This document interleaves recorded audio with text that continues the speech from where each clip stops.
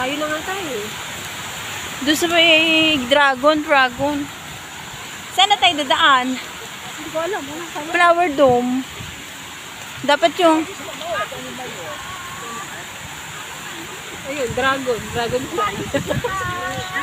Ang gamit pa.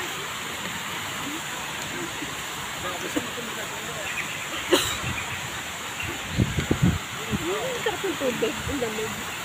Meron kaya nag-try maligo dyan? Wala. Siguro meron nalagnad. Huh?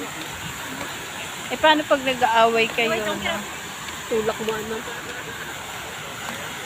Hindi naman yata maaano, diba? Kahit may mga kuryente dyan.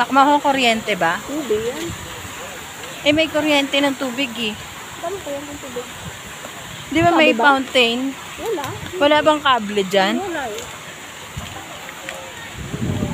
Eh, paano nabubuhay yung mga ano? Kung walang kable? Eh, may